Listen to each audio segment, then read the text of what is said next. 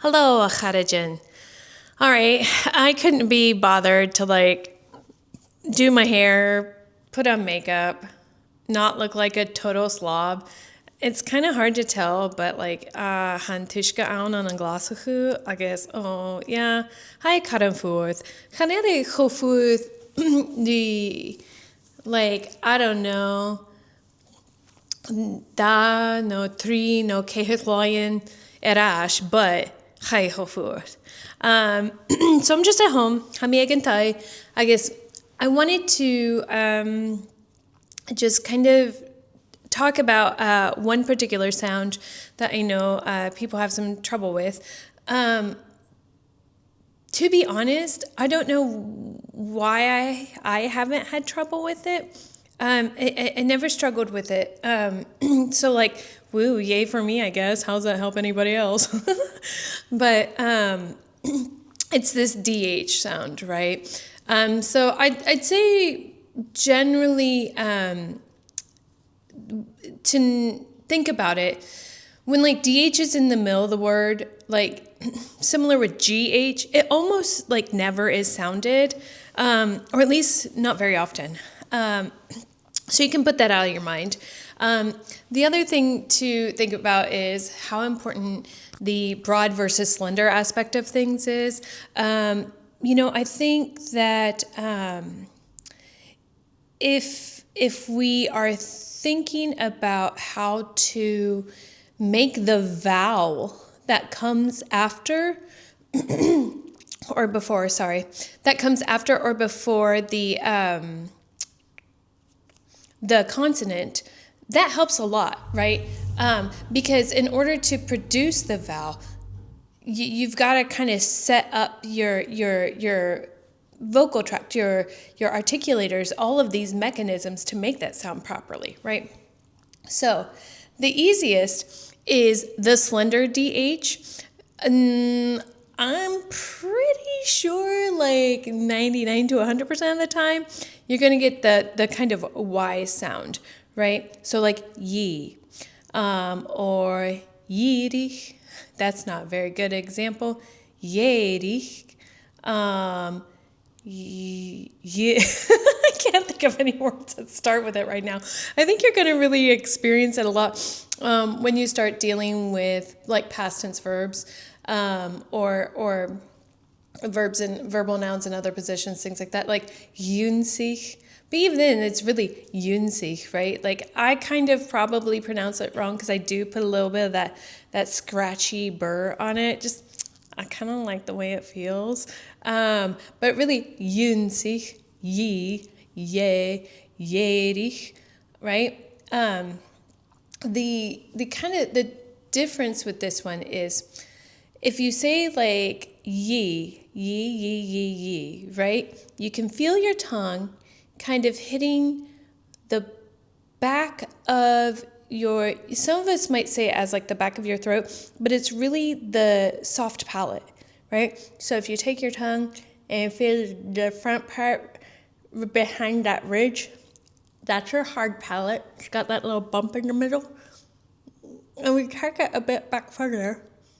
If you can curl your tongue back that far, you can feel a softer area. So this whole thing is your palate. You've got your hard palate and your soft palate, right? Also known as the velum. And so your tongue is really touching there, kind of, right? So rather than how I might say in English, yeah, if I say yeah, the back mid of my tongue is touching the velum, the soft palate, but it's not quite making as much contact, kind of for a shorter period of time, and more of my mouth is open frontwards when I'm doing that, right? Yeah, ye. But if I'm doing ye, I've got more, it feels for me like I've got more of the tongue in contact with that soft palate, and it's kind of really staying there longer a bit. I don't think I don't think length is really what you should focus on, because that's length is really determined by vowel, but there is some kind of component to that, I think. So yee, yeah, right? So just try placing your tongue there. I'll include a picture. I think it's, what are they called? Mid-sagittal diagrams. It's basically, it shows like if your head was cut in half. Wait, maybe I shouldn't say it that way. If there was an X-ray, or MRI, whatever, that could like kind of see through this side of your face or this side of your face and like show what's going on. There are some things like that on the web. If you're interested, I'll like share them with you. Just let me know. Anyways, so basically, you'll kind of feel it, right? Like that's where I feel it in terms of where it's happening in my mouth. So hopefully that's kind of helpful. I'll look up a list of words too to share that start with this to maybe get you some practice. I think this, like I said, this one of the DHs, slender DHs, are like the easiest because it's mostly just your Y sound. It's just more, your tongue is more forward and more contact with your palate. So also, like, as a note for reading, I think like almost always you never articulate a DH on the end of a word. I'm trying to think about, I could be wrong, and that might be because I'm either not thinking of it or my knowledge is too limited. Totally possible in both circumstances, but yeah. So like phi is a GH. What am I saying? And hi, right? Like I went, Jaime, I went, or. Well, let's not waste time with me trying to think of another one right now. I should have been better prepared. Anyways, so that's DH slender. So DH with either an I or an E, and that's whether it's DHI, DHE, or EDH or IDH, right? So whatever side that slender, because cool is lehen, right? Slender, broad. So that's that. With the broad DH, I've heard people like trying to get at a number of ways, and like I said, this one's a little hard for me to explain only because I didn't have to do anything to kind of make it happen. I was just able to access this one for some reason, but so you're still kind of starting in a similar area, right? So let's do ga, for example, ga. So you've got what when I think about what I'm feeling in making this, right? I've got my tongue, and it's kind of raised up towards that soft palate, right? Now if I say g, I can feel that G sticking my tongue and pulling it off, g. Well, that's what we don't want. We don't want full contact, right? What we want is like the tiniest space, right? Between these to make this sound, right? Like it's like they're rubbing a little together, but they're not sticking, they're not touching. So it's still in that back area.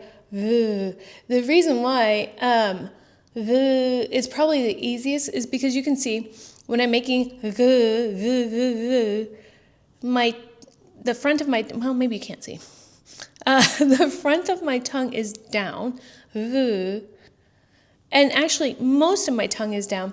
And it's doing that work of kind of levering up that back. Right? So I think to some extent it's a matter of like practice and like, which I know is not helpful, but it's just trying to feel for that.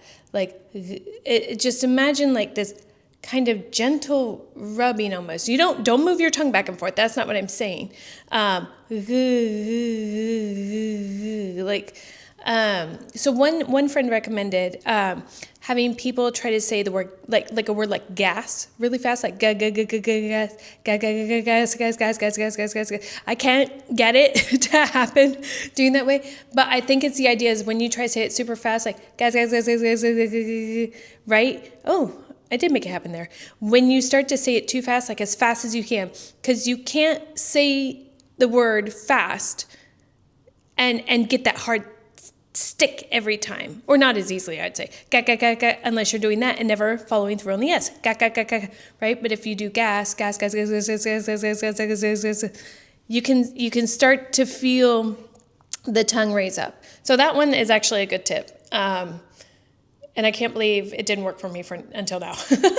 So try that. The word gas, right? Or however you say gas. I don't care what your vowel is, but the idea is that it's to feel what that feeling is like. I think once you feel the g, you'll be able to make the g, right?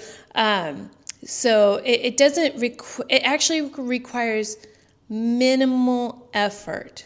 And that might be part of what is kind of getting people sometimes, because it's a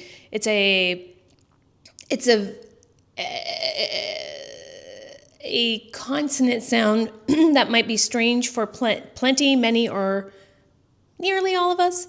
At least those of us with English as our first language. And then like when we kind of associate it with like reading or writing or spelling, then it gets like overly complicated for us in our minds. But I think, and then it becomes a source of great effort. But I really think it's not that bad. Another person has mentioned saying that it's similar to loch, where you put the loch. Sure, but I think the problem is the tongue placement is different. And the tongue is really important for this. Well, actually, is that a dumb thing to say? Is the tongue important to everything? Maybe. Never mind. Whatever. I don't know. Anyways, but the tongue placement, when you say loch, or I don't know, like it is quite different, in my opinion. From what I can tell, and kind of the things that I think I've seen as well. So try that with a gas, do goss, right? Because you've got O's. I guess you can do goose. Goose, goose, goose, goose. Anyways, yeah. So try it with that. That should help. Just so you can get that feeling, right? And then I will also put up like a little diagram for that as well, the mid-sagittal diagram. Both of them will be from Scottish Gaelic, which if you listen to my podcast, you know it's like my favorite pronunciation book. So yeah, I'm trying to think if there's any other tips I can give on this that I think might be helpful. Honestly, just like practicing and speaking. But I think like focused practice, right? Like I don't know, pull out a dictionary, or if you've got a paper copy or a published copy rather, or go to like Speak Gaelic and like. I always search Speak Gaelic, but I think it's the Learn Gaelic dictionary. Anyways, one of those dictionaries, or on Faklerbeg, and just like look for words that start with DH, and I think, like I said, I'll put a list as well. But what's super rad about those dictionaries that are online, obviously, is they have the pronunciation typically linked with all those as well, so super helpful. But I think that it's actually. Like, you gotta, like, kind of take the time to practice it on your own when you're not speaking with other people. Because just honestly, like singing, which I still recommend getting a singing teacher or attending song workshops as a way to work on your pronunciation. And it's, like, so fun. But, like, it is just like singing. It is a practiced thing. All of these things, it's not all musculature, obviously. You got bones and all kinds of other stuff in your face and in your neck and whatever. But it's not just, it's training, right? So singers who can sing, who can hit a note when they want to, like if I want to sing an ah, I can sing an ah, right? Because like I've made the ah like a 5,000 times. Right, it's because it's repetition and it's building those neural pathways in your brain so that when you call for that the, woo, ye, yeah sound, well, those ones are hard, but when you call for that sound, your brain responds instantly with what you're looking for. It's just, you kind of got to teach it. Just like doing, what are those things called? Bicep curls. Or like other muscle training, it's not just building that muscle, it's building like neural pathways for how your body is supposed to be responding when you engage those things. So anyways, I hope that's helpful. I hope it's not too rambly. I know it's going to be a little rambly because I didn't make a script, and this is why I script everything. But I hope it's helpful. I hope that if you find it's useful, or you've got any tips for people, please share them. You can always email me, info@michelleLearnsGaelic.com, or message me, slide in my DMs on Instagram at Michelle Loves Gaelic. I'm really trying to do TikTok, but I super suck at it because, I don't know, maybe it's just because I'm an old, but it's fine. I will try to get better. You can DM me there. But yeah, share any tips you have, and I will share and if you thought this was helpful, let me know. That would be super cool. Share if you think it'd be helpful for somebody else. That'd be really cool too. And I think if there's like another like cluster or like sound or something like that you'd like me to kind of take a stab at, well, I don't know, I like stab. If you'd like me to take a stab at kind of talking through it, explaining, totally will. Happy to do that. I'm honestly going to be super lazy and not edit those diagrams into this video.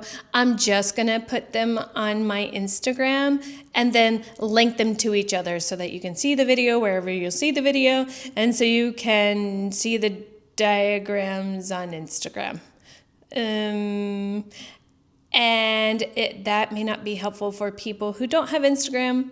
Sign up to my newsletter. I'll put them in the next one. Yeah, cool. All right, info below. Thanks so much, everybody. Really glad you're here. Hope this was helpful. Taing vo ra charajan. Doodles.